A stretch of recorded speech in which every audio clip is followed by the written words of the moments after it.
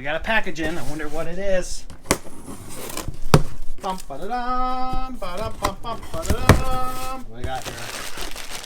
Oh, that's a sweet hat. Ooh, t-shirt. Another t-shirt. I love t-shirts. And a lot of radios. Micro Mobile, 15 watt. 40 watt radio, even nicer. Another 15 watt radio. 2 sets of walkie-talkies. This is dope. I'm literally gonna get to work early tomorrow to put these in. This is just, you know, that's not even remotely true. What do you think of the radios? Do you approve? Murphy, do you approve of the radios? I just want to play. Oh my goodness. I'm so happy to see you. You're never home. You're always harvesting. I'm so excited to get these to use. Stay there. I don't think you all really understand exactly how excited I am to have these two-way radios. I have been waiting for years to be able to quickly and efficiently communicate with the combines when I'm in the grain cart. I think it's gonna make my days a lot easier and better. Unless, of course, I spill grain everywhere, which really cannot be remedied by a radio. After about a 5-minute install process, I got the 15 watt radio in. I'm excited to try it out, but it's overcast and raining outside. What are the chances? We haven't had a considerable rainfall in the last 2 months, and the day I get these radios to try out, it rains. Did a little bit of a sloppy job installing it. I accidentally left the hardware to mount it at home, so I zip tied it on. If duct tape is the king of MacGyvering things together, I would think zip ties are a pretty close second. Let me know in the comments below about what you guys think is the most useful thing to have to fix problems. While I was messing around with those radios, Dad, Chris, and Jeff were busy setting up to our next corn bin and fixing the drive over pit.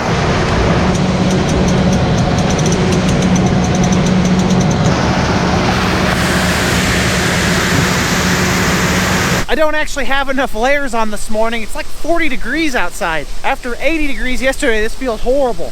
These are our last 2 corn bins on the farm that we're gonna load grain into. I think we can fit 30 to 35,000 bushels in them. I'm not entirely sure that our repair job on the drive over pit was adequate enough, so the trucker's gonna have to keep a pretty close eye on it, because if another bearing goes out, we'll have a second mess to clean up. It looks like this mist is gonna clear up here in a little bit, so we're gonna go ahead and service the combines. The 9670 needs a little bit of 15W40. Sometime in the last few days he tweaked his back, so he's moving a little bit slower than normal. It's that old age, catches up to us all.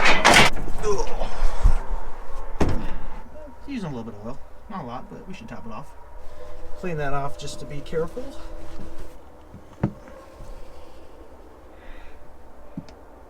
How many glugs should I put in? Let's check it. Should be settled by now. Perfect. Shouldn't have to add any more oil this season. Put the oil in the combine to carry back. It's a good spot for it. Jeez, Katie. It made it. Must just be a good place to store things. Poor tire. Not quite as pretty as the 18. Someone left the unloading auger for a little bit too long yesterday. It's like it never happened.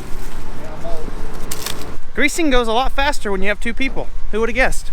And you don't quite get as messy. Huh. Well, that looks like a good spot.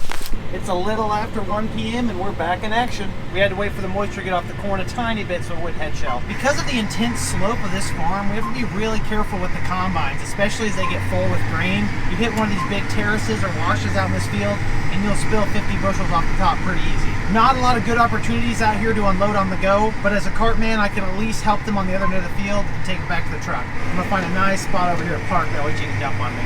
Ron, if you're watching, I think this farm's a little bit more of your terrain.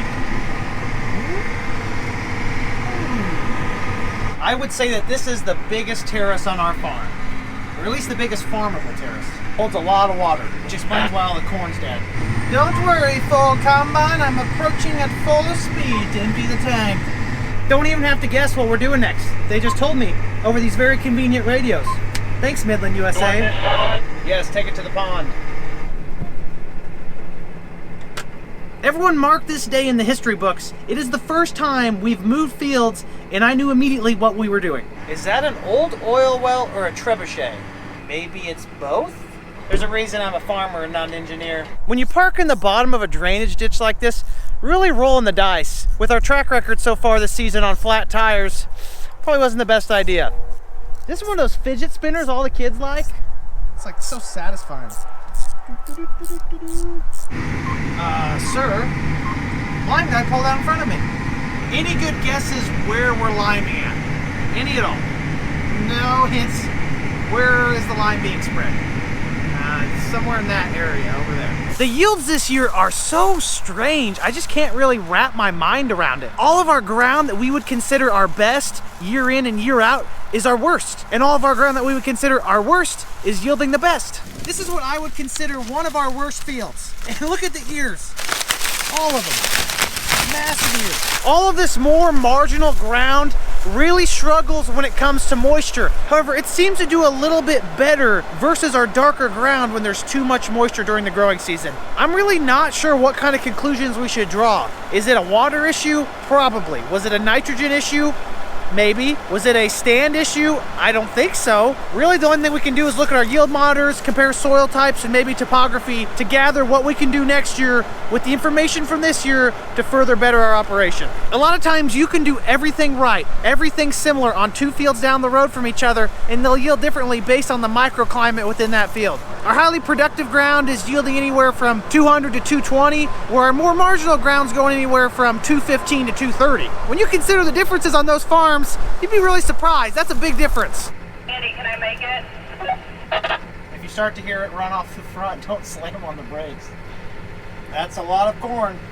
I can tell you from how much weight is on the grain cart right now, just based on all that I've done all year, that this is the heaviest corn we've had. 67,000 pounds, and I'm not even really loaded over the brim. I can't even see the corn. This corn's good enough that we caught the trucks, which means we're gonna be waiting here. Dad's already parked his combine and taken one of the trucks in to kind of help speed up the process. The good part is, though, is that the drive over pit hasn't fallen apart yet, so we're still rolling. Getting our money's worth out of the trucks today. Just pulled in about 5 seconds before I started dumping. Oh, this looks like a nice scenic place to sit and wait on another truck. We're moving a lot of corn this afternoon. Also, it's really strange when you start working in the afternoon. It really throws off your perception of the day. It feels like it's maybe noon right now, when in reality it's about 5, 6 o'clock. What time is it? 5:15. Truck's here though. Back to loading. Every single thing out in the field right now is full, and the bin is about there. So we're gonna take this truck in, and hopefully it has enough in it to top it off. If Chris comes back, just go ahead and load them. These are just as good as the mounted ones. Obviously, you could use your phone, which is what we've been doing for the last few years. This is much nicer.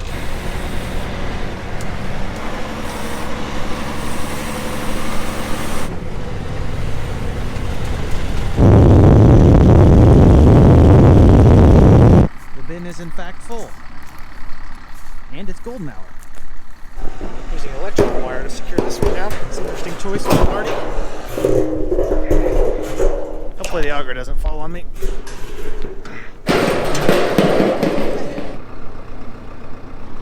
Oh! That's about as good as it can get. All right, now I gotta get down from here. The auger's blocking my path.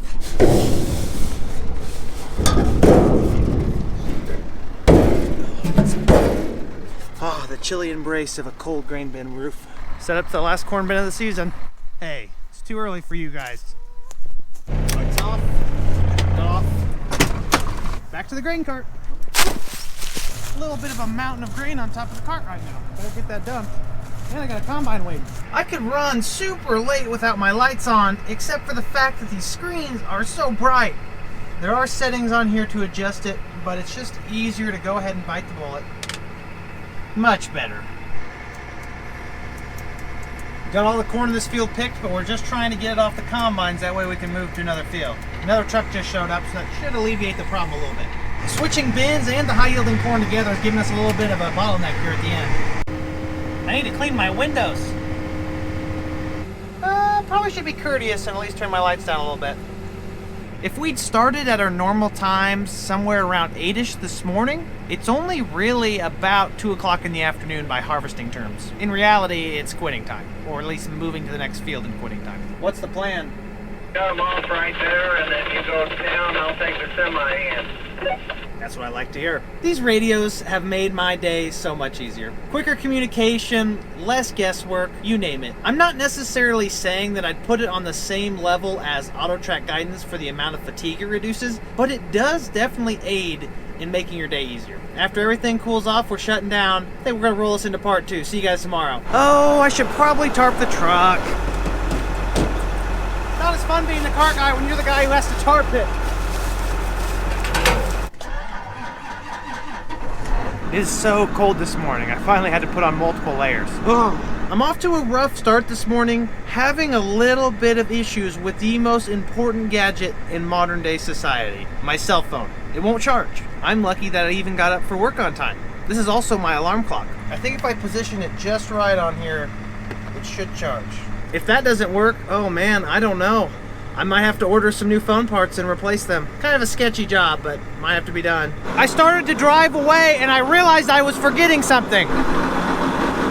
I've done this before. I didn't want to lose my water bottle. All right, now we can hit the road. I told you that would work. It's all about the angles, ladies and gentlemen. It's probably for the best that I stay out of the way here on the road for a little bit. But a good grain cart driver usually gets in the way. Choices were made. Yep, I think this is nice and in the way. Mission accomplished. Right in the way. There's a sign that says. We've hammered out about 50 acres of corn so far this morning. Everything's running smoothly. The drive over still hasn't fallen apart. Jeff's taking one more load to the bin. Dad's headed in to make sure it doesn't overfill the bin. And I'm taking the truck to the elevator. Now this is a point in the year where we normally make the decision whether or not we're gonna put a little bit of corn in those small harvest stores at the main farm. Something that really goes into making that decision is the current crop price trends. In the last month, we've actually had a pretty significant price rally, but the way the futures market is looking, there's actually not as much benefit to storing your crop as there is to just selling it over the scales. I think that may play a pretty key role in deciding whether or not we fill it. I don't think we will. Our entire farm is slated to average out well above 200 bushels per acre, which isn't the best we've ever had, but it is pretty good. You take those numbers plus the fact that we can get local prices of almost $4 for our corn, not even hauled to a main processor. At local elevator facilities, we can get $4 or just a little bit under that. That's gonna be very, very positive revenue for us. Farming isn't just about yields. Now, yields are usually the most talked about part of farming, but the overall revenue structure is based on yields, prices, and expenses. Storing your grain does have an associated expense and risk with it, so it's something we'll have to consider. Let's take this corn to the elevator. Back at TGM in Neoga to dump this corn, and surprisingly, there's no line. How'd I get this lucky? My wait time's gonna literally be about 45 seconds. By the time he puts his truck down, it's go time for me. Which is crazy because there's still a lot of corn around here in Neoga to be harvested. A lot of guys are probably wrapping up cutting beans, switching back to corn, probably filling their local storage. I don't know. Oh, looks like someone's already spread some hog manure.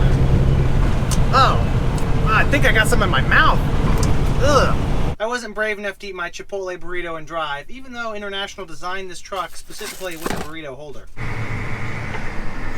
Getting her money's worth out of the storage there.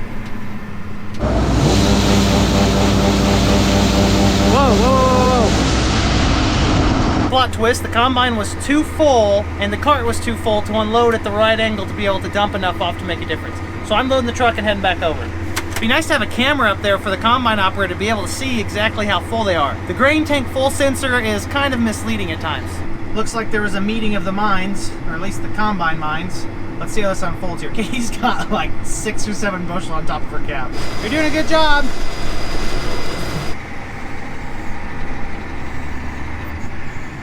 Okay, that's the end of this fiasco. All this commotion and work, I still haven't gotten to eat my burrito. Actually, this is just on time too. I have a rule that if I don't get lunch provided to me by 1:30, I go on strike. The proletariat shall rise at the hands of the bourgeoisie. Is that how you say bourgeoisie? Bourgeois?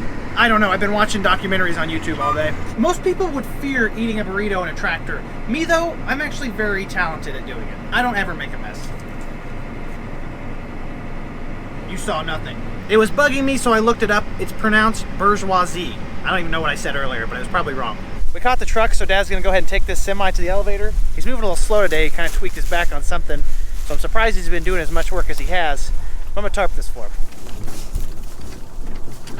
That easy. See you later.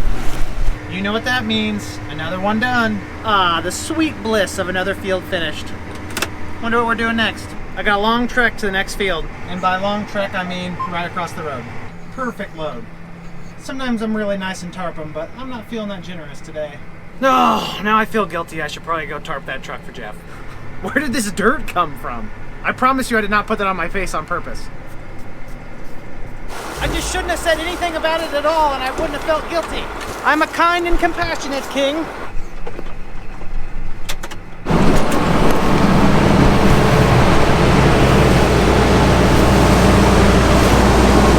don't have that belt, do we? Air filter cleaner belt broke, and the tractor was dangerously hot. Speeding the motor up a little bit in an attempt to cool it down.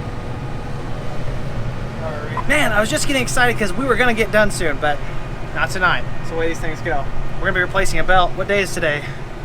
It's Friday. Did you guys know it's Friday? Honestly, I had no clue what day it is. Only 4 o'clock, so the parts place is probably still open. This is not the belt we usually lose on these cleaning screens. Due to the amount of dust and particulate material that is around the combines, they have to have a special large air intake screen that constantly scrubs the intake to keep the air filtered through it. What is it attached to? Just that pulley? I guess. Here's a tensioner. Completely gone? Oh, geez. He's taking this combine in to go get that belt. We still got one up, which is good. I told you at the beginning of the season we would have an issue with that part. It's actually not the belt I predicted. It's the belt on the outside of the machine. If you can see in that last clip, it completely ripped the pulley off. I don't know if we got a branch in it or what, picking around the outside of this field. It's not gonna be able to keep itself clean and cool. It's the time of day when you're loading a truck and you literally cannot see what's going on. Marty the mechanic got that combine running again pretty quick. We're just now finishing up this farm. We have about 2 more farms that are maybe 60 acres in total left to go. We're gonna start to move south, but I'm 1 bar above low fuel, so I'll probably go in tonight and fuel up.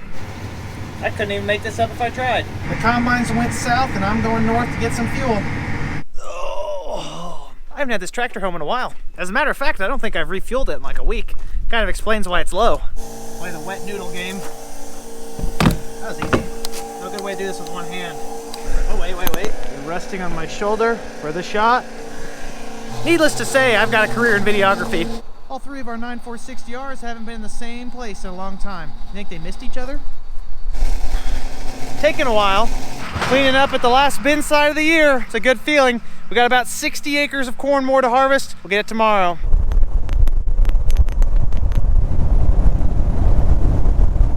All right, we're shutting down for the night. Just gotta find somewhere to hide this key. In honor of hopefully finishing harvest tomorrow, we'll make this a 3-part video.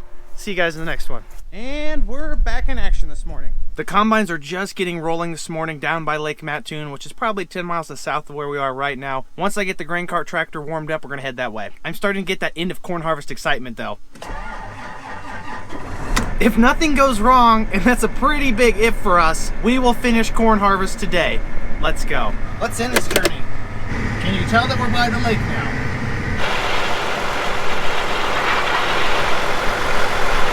You will not believe what Katie did for the 2nd day in a row. Grain tank's full. The grain tank full alarm is really like your first warning. When you hear the corn hitting the roof of the cab, that's like your grain tank's definitely full. The grain tank was full. It didn't go off? No. Dad was radioing him and he said, you should probably slow down. And I was like, she doesn't have, I didn't tell him, I was like, she doesn't have a radio right now. She claims that her grain tank full paddle is bad and it's not alerting her when her tank's completely full. Sure. 2 days in a row you did that. I'm telling you, we're falling apart here the last few days of harvest. We've spilt more grain in these few days than we have in the entire beginning of the season. We're definitely just ready to be done. Anyone want to go for a swim? I bet the water's kind of cold. Who do you think dumps faster? My money's on the grain cart. Finishing up this field, we've got 1 more field that's in 2 pieces to get maybe 15 acres total, and we'll be done with harvest 2020. I'm waiting on Chris to show up with his truck. That way I can unload this last bit of corn from this field before I head back north. The end is so close I can almost taste it, unless something goes wrong, which isn't necessarily unlikely. We've got 2 combines though, so it would take a pretty good catastrophe for us to stop at this point. Well, Chris said he's gonna be at least 20 minutes, so I think we're gonna go ahead and just go to the next field. We don't have that much weight on. Headed north. Oh man, I'm not sure how to approach this one. I don't really want to slap my couple $1,000 GPS dome on a tree branch. I also don't want to slap my couple $100,000 tractor and grain cart combo on a tree branch. That went smoother than I expected. Since we're getting down to the short rows of harvest, I'm gonna go ahead and try to unload some of the dirt in the grain cart. All of that stuff wedged up against the vertical auger. Whoa, it's slippery. This is the inside of the grain cart. They even installed a nice little railing here for you to walk over. Hopefully the combines don't come in here and dump on me. Some rotten corn and beans and mud and dirt. Oh, I got kicked out.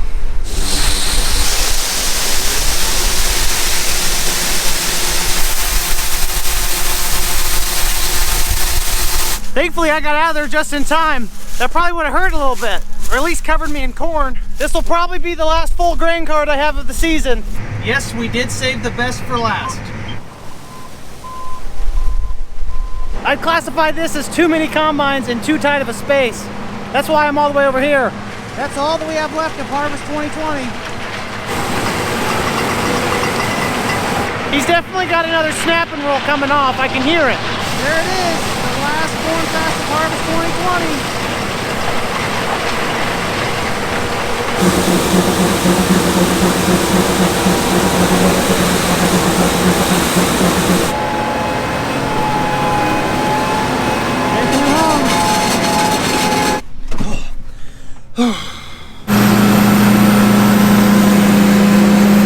The grain cart's back home for the last time this season.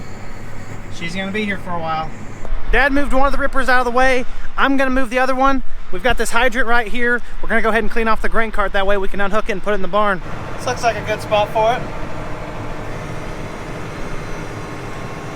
Right now, my mom, Katie, and Chris are working on getting both combines blown off. That's usually the first thing on our list. The minute we are done harvesting, we get all of the plant residue blown off of the combines. Helps cleaning them out here in the next few weeks a lot easier, and also prevents any kind of fire risk when we store them in the barn. Somehow though, I got lucky enough to be tasked on washing the grain cart, because we will unhook it the minute it's cleaned off. So I'm gonna work on that. I really don't think I'm gonna need that anymore. All right, Zach, let's see if this works for washing equipment too. All right, let's go and hook the grain cart. We gotta traverse a little maze here at the farmyard to get to the spot where the grain cart's gonna rest over the winter.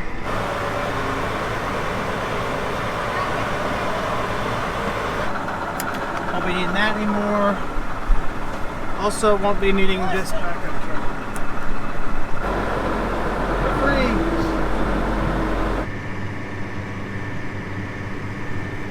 Ooh, we found something else to pull besides the grain cart. Landall 34 VT Plus vertical tillage tool. Now that's a safety chain.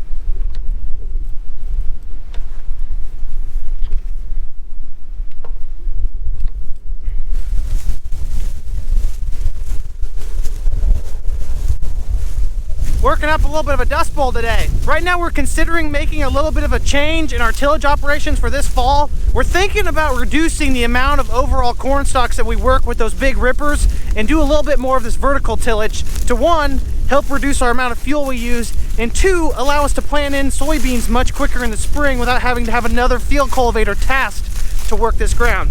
Man, we really need it rain. It'd make a lot of difference out here for us. You hate to be making this much dust when you're working the ground.